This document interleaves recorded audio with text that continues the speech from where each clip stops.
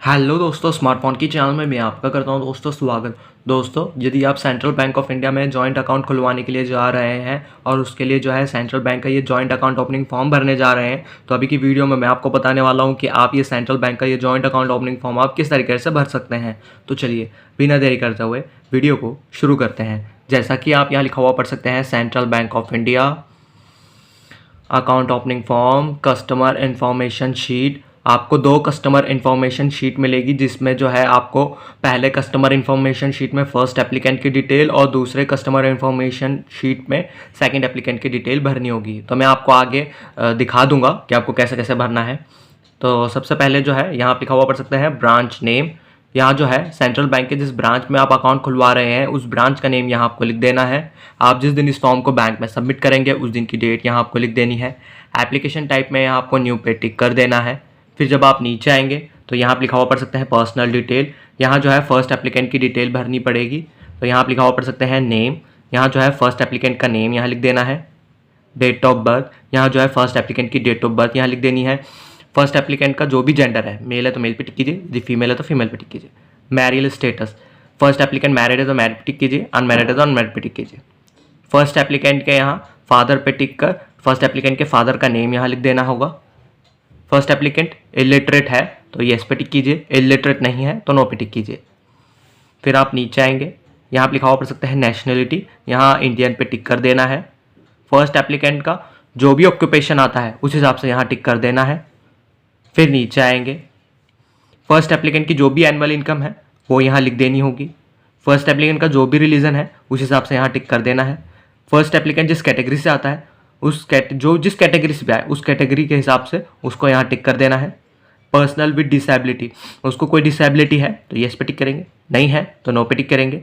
फिर उसकी education qualification कहाँ तक हुई है फर्स्ट एप्लीकेंट की, उस हिसाब से यहाँ टिक कर देना है। इसके बाद आपको चलना होगा नेक्स्ट पेज की तरफ।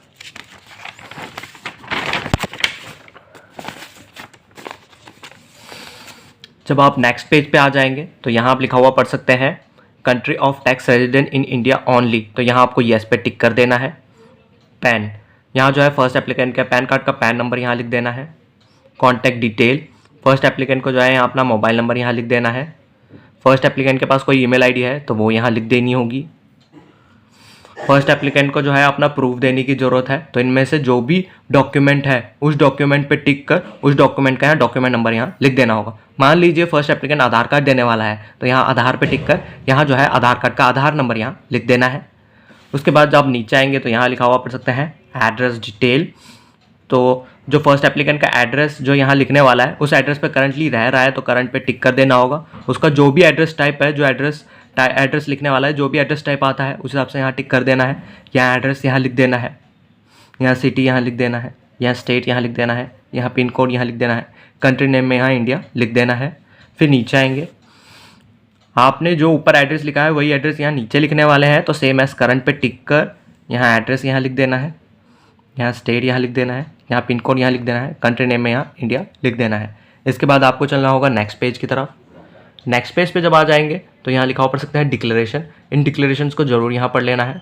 यहाँ फ़ोटो यहाँ लगा देनी होगी फर्स्ट एप्लीकेंट की। यहाँ जो है फर्स्ट एप्लीकेंट को अपने सिग्नेचर यहाँ कर देने हैं। यहाँ प्लेस यहाँ लिख देना है। डेट, जिस दिन इस फॉर्म को बैंक में सबमिट करेंगे उस दिन की डेट यहाँ आपको लिख देनी है। फिर जब आप नीचे आएंगे तो यहाँ लिखा हुआ पढ़ सकता है फॉर ऑफिस यूज़। ये नीचे के पोर्शन में कुछ भी नहीं करना है, जो भी भरना होगा बैंक के अधिकारी भरेंगे। इसके बाद आपको चलना होगा नेक्स्ट पेज की तरफ। नेक्स्ट पेज पर आ जाने के बाद यहाँ आप लिखा हुआ पढ़ सकते हैं कस्टमर इन्फॉर्मेशन शीट। जैसे कि मैंने आपको पहले बताया था कि आपको दो कस्टमर इन्फॉर्मेशन शीट मिलेगी। पहले कस्टमर इन्फॉर्मेशन शीट में फर्स्ट एप्लीकेंट की डिटेल भरनी होगी, जो कि हम भर चुके हैं, और यह दूसरी कस्टमर इन्फॉर्मेशन शीट है, इसमें सेकंड एप्लीकेंट की डिटेल भरनी होगी। जैसे कि हमने फर्स्ट कस्टमर इन्फॉर्मेशन शीट में फर्स्ट एप्लीकेंट की डिटेल भरी है, उसी तरीके से दूसरे कस्टमर इन्फॉर्मेशन शीट में ये सेकंड एप्लीकेंट की डिटेल भरनी होगी। तो यहाँ आप लिखा हुआ पढ़ सकते हैं डेट, आप जिस दिन इस फॉर्म को बैंक में सबमिट करेंगे उस दिन की डेट यहाँ आपको लिख देनी है। सेंट्रल बैंक ऑफ इंडिया के जिस ब्रांच में आप अकाउंट खुलवा रहे हैं उस ब्रांच का नेम यहाँ लिख देना है। एप्लीकेशन टाइप में आपको न्यू पे टिक कर देना है। फिर आप नीचे आएंगे, पर्सनल डिटेल, यहाँ जो है सेकंड एप्लीकेंट की डिटेल भरनी होगी। यहाँ जो है सेकंड एप्लीकेंट का नेम यहाँ लिख देना है। सेकंड एप्लीकेंट की जो भी डेट ऑफ बर्थ है वो यहाँ लिख देना है। सेकंड एप्लीकेंट का जो भी जेंडर है, मेल है तो मेल पे टिक कीजिए, यदि फीमेल है तो फीमेल पे टिक कीजिए। सेकंड एप्लीकेंट का मैरिज स्टेटस क्या है, मैरिड है तो मैरिड पे टिक कीजिए, अनमैरिड है तो अनमैरिड पे टिक कीजिए। सेकंड एप्लीकेंट के यहाँ जो है फादर पे टिक कर सेकंड एप्लीकेंट के फादर का नेम यहाँ लिख देना है। सेकंड एप्लीकेंट इलिटरेट है तो येस पे टिक कीजिए, इलिटरेट नहीं है तो नो पे टिक कीजिए। नेशनलिटी में यहाँ इंडियन पे टिक कर देना है। सेकंड एप्लीकेंट का जो भी ऑक्यूपेशन है उस हिसाब से यहाँ टिक कर देना है। फिर नीचे आएंगे, रिलीजन, सेकंड एप्लीकेंट जिस रिलीजन से आता है उस हिसाब से यहाँ टिक कर देना है। सेकंड एप्लीकेंट जिस कैटेगरी से आता है उस हिसाब से यहाँ टिक कर देना है। Personal with disability, second applicant को कोई डिसेबिलिटी है तो येस पे टिक कीजिए, नहीं है तो नो पे टिक कीजिए। सेकंड एप्लीकेंट की एजुकेशन क्वालिफिकेशन कहाँ तक हुई है उस हिसाब से यहाँ टिक कर देना है। फिर उसके बाद आपको चलना होगा नेक्स्ट पेज की तरफ। नेक्स्ट पेज पर आ जाने के बाद यहाँ लिखा हुआ पढ़ सकते हैं country of tax resident in India only, तो यहाँ आपको येस पे टिक कर देना है। सेकंड एप्लीकेंट के पैन कार्ड का पैन नंबर यहाँ आपको लिख देना है। कॉन्टैक्ट डिटेल, सेकंड एप्लीकेंट का जो है यहाँ मोबाइल नंबर यहाँ लिख देना है। कोई ईमेल आईडी है तो वो यहाँ लिख सकते हैं। फिर नीचे आएंगे, सेकंड एप्लीकेंट को यहाँ जो है प्रूफ देने की ज़रूरत है, तो इनमें से वो जो भी डॉक्यूमेंट देने वाले हैं उस डॉक्यूमेंट पे टिक कर उस डॉक्यूमेंट का यहाँ डॉक्यूमेंट नंबर लिख देना है। मान लीजिए सेकंड एप्लीकेंट आधार कार्ड देने वाला है तो यहाँ आधार पे टिक कर यहाँ जो है आधार कार्ड का आधार नंबर यहाँ लिख देना है। फिर नीचे आएंगे, यहाँ आप लिखा हुआ पढ़ सकते हैं एड्रेस डिटेल, तो यहाँ जो है आप जो एड्रेस लिखने वाला है सेकंड एप्लीकेंट उस एड्रेस पे वो करंटली रह रहा है तो करंट पे टिक कर और उसका जो भी एड्रेस टाइप है उस हिसाब से यहाँ टिक कर एड्रेस यहाँ लिख देना होगा। एड्रेस लिख देने के बाद यहाँ सिटी यहाँ लिख देना है, यहाँ स्टेट यहाँ लिख देना है, यहाँ पिन कोड यहाँ लिख देना है, कंट्री नेम में यहाँ इंडिया लिख देना है। जो ऊपर एड्रेस लिखा है वही एड्रेस आप नीचे लिखने वाले हैं, तो सेम एज करंट पे टिक कर यहाँ एड्रेस यहाँ लिख देना है, यहाँ सिटी यहाँ लिख देना है, यहाँ स्टेट यहाँ लिख देना है, यहाँ पिन कोड यहाँ लिख देना है, कंट्री नेम में यहाँ इंडिया लिख देना है। इसके बाद आपको चलना होगा नेक्स्ट पेज की तरफ। नेक्स्ट पेज पर आ जाने के बाद तो यहाँ आप लिखा हुआ पढ़ सकते हैं डिक्लेरेशन, इस डिक्लेरेशन को पढ़ लेना है। डिक्लेरेशन को पढ़ लेने के बाद यहाँ सेकंड एप्लीकेंट की फ़ोटो लगेगी, यहाँ सेकंड एप्लीकेंट को अपने सिग्नेचर यहाँ कर देने हैं, यहाँ प्लेस यहाँ लिख देना है, जिस दिन इस फॉर्म को बैंक में सबमिट करेंगे उस दिन की डेट यहाँ लिख देनी होगी। फिर नीचे आएंगे तो यहाँ लिखा हुआ पढ़ सकते हैं फॉर ऑफिस यूज़, ये जो नीचे का पोर्शन है ये बैंक के अधिकारी भरेंगे। इसके बाद आपको चलना होगा नेक्स्ट पेज की तरफ। नेक्स्ट पेज पर आ जाने के बाद यहाँ लिखा हुआ पढ़ सकते हैं डेट, आप जिस दिन इस फॉर्म को बैंक में सबमिट करेंगे उस दिन की डेट यहाँ आपको लिख देनी है। टाइप ऑफ अकाउंट में यहाँ सेविंग बैंक अकाउंट में टिक कर देना है। मोड ऑफ ऑपरेशन, यहाँ जो है जॉइंट अकाउंट खुलवाने के बहुत सारे ऑपरेशन मिल जाते हैं, तो मैं बता देता हूँ इन ऑपरेशंस के बारे में। आइदर और सर्वाइवर में क्या होता है, जब जॉइंट अकाउंट खुल जाएगा तो उस जॉइंट अकाउंट में से फर्स्ट एप्लीकेंट या सेकंड एप्लीकेंट को कभी भी पैसे की जरूरत पड़ेगी तो उनमें से कोई भी पैसे निकाल सकता है ईजिली। पर जॉइंट ऑपरेटेड में क्या होता है कि उस जॉइंट अकाउंट से कभी भी पैसे निकालने होंगे तो फर्स्ट एप्लीकेंट और सेकंड एप्लीकेंट दोनों के सिग्नेचर की जरूरत पड़ेगी, तभी उस जॉइंट अकाउंट से पैसे निकाले जा सकते हैं। एनीवन और सर्वाइवर में क्या होता है कि दो एप्लीकेंट से ज़्यादा जॉइंट अकाउंट खुल रहा है तो उसके लिए इस कॉलम की ज़रूरत पड़ती है। फॉर्मर और सर्वाइवर में क्या होता है कि उस जॉइंट अकाउंट को कोई एक ही एप्लीकेंट यूज़ कर सकता है। तो देख लीजिएगा कि आप किस तरीके का जॉइंट अकाउंट खुलवाना चाहता है, उस हिसाब से यहाँ टिक कीजिएगा। फिर आप यहाँ लिखा हुआ पढ़ सकते हैं सर्विस रिक्वायर्ड, दोनों एप्लीकेंट को एटीएम कार्ड चाहिए तो येस पे टिक कर दीजिए, और जो एटीएम कार्ड के ऊपर जो नेम चाहिए वो नेम यहाँ लिख दीजिए, और एटीएम कार्ड नहीं चाहिए तो नो पे टिक कर दीजिए। चेकबुक, यदि चेकबुक चाहिए तो येस पे टिक कीजिए, नहीं चाहिए तो नो पे टिक कीजिए। इंटरनेट बैंकिंग की सुविधा चाहिए दोनों एप्लीकेंट्स को तो येस पे टिक कर दीजिए, नहीं चाहिए तो नो पे टिक कर दीजिए। SMS अलर्ट, यदि SMS अलर्ट की सुविधा चाहिए तो येस पे टिक कीजिए। पासबुक चाहिए तो येस पे टिक कीजिए। इसके बाद जब आप नीचे आएंगे तो इन नीचे के कॉलम्स में कुछ भी नहीं करना है। इसके बाद आपको चलना होगा नेक्स्ट पेज की तरफ।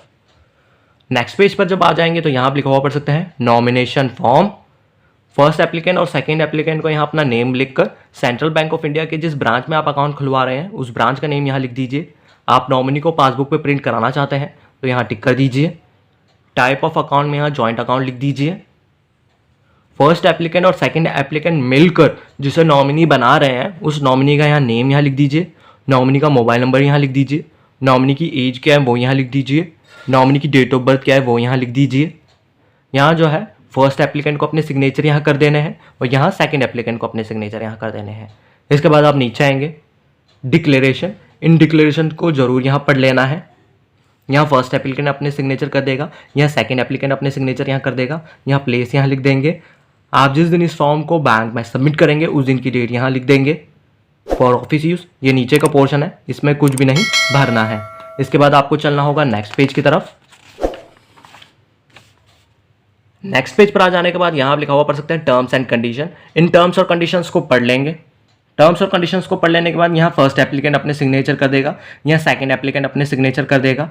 इसके बाद आप नेक्स्ट पेज पे आएंगे, यहाँ आप लिखा हुआ पढ़ सकते हैं सेविंग बैंक रूल्स। तो इस रूल्स को जरूर पढ़ लेंगे। रूल्स को पढ़ लेने के बाद यहाँ फर्स्ट एप्लीकेंट अपने सिग्नेचर कर देगा और फिर यहाँ पे सेकंड एप्लीकेंट अपने सिग्नेचर कर देगा। ये सारी चीज़ें भर देने के बाद आपको इस फॉर्म में और कुछ नहीं भरना है। तो आशा है दोस्तों अभी की वीडियो में मैंने आपको जो जानकारी दी है आपको पसंद आई होगी। वीडियो आए हो पसंद तो यार लाइक ज़रूर कर देना, दोस्तों के साथ शेयर कर देना इस वीडियो को। और अभी तक आपने सब्सक्राइब नहीं किया है स्मार्टफोन की चैनल को तो प्लीज़ सब्सक्राइब कर देना स्मार्टफोन की चैनल को, साथ ही घंटे को भी दबा देना आने वाली हर लेटेस्ट वीडियो की जानकारी के लिए। तो अभी की वीडियो में इतना ही। वीडियो देखने के लिए धन्यवाद।